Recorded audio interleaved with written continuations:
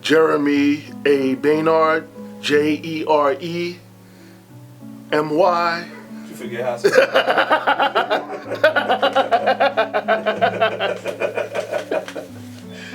Oh, blessed to have my parents, Winston A. Maynard, Eloise Maynard, West Indian, father from Barbados, mother from Jamaica. Started out in Brooklyn, like I said, moved to Long Island.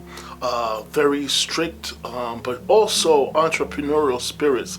My father became an attorney after he owned a taxi business. My mother was a nursing supervisor, was a Nightingale nurse in England, and became a nursing supervisor here in New York. They retired, moved down to Florida, bought themselves, for the labor of that hard work that they did, bought themselves a nice home, and very thankful to have them. Their wisdom is still noted and given, and I can still speak to them today.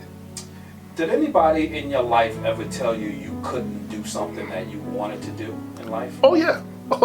Matter of fact, sometimes it was my parents. I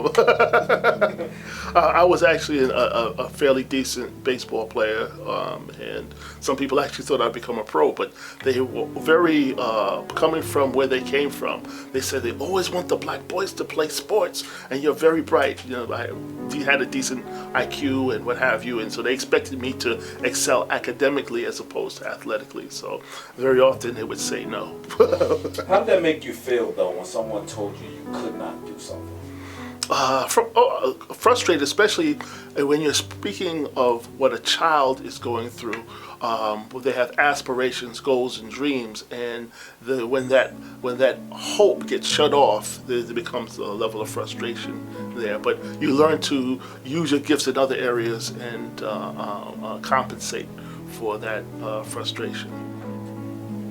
The most negative thing that's ever been said about me or said to me is, I don't love you anymore and you can't make me love you. And that came from an ex-wife.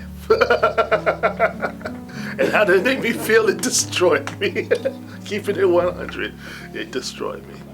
What did I do about the pain? I'm so blessed to have a great relationship with God and other relationships that I was able to vent, communicate. Also, I turned to God in a unique way. I have an uncle who told me to read Psalm 27 while I was going through the difficulties. Though my ex-wife had an adulterous affair, she filed child support against me. So you can't believe it's happening to you. But then you read Psalm 27 and you see that he was forsaken, and you see that he still had the Lord to turn to, and that's what I did. And ministry was born out of my pain.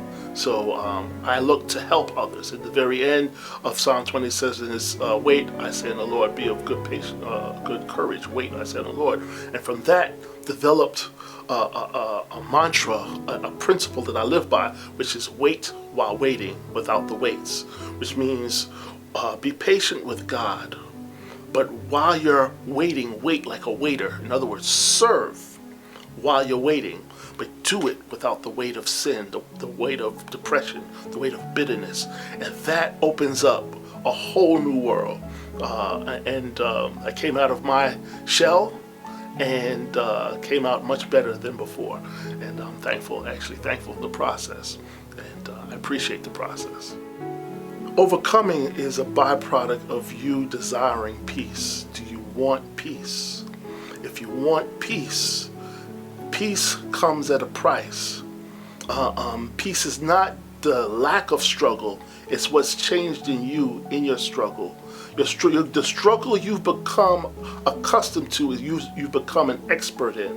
Start helping others in your struggle that are going through the same things. First of all, you'll not feel like you're alone. Second, you'll start feeling stronger in your ability to overcome.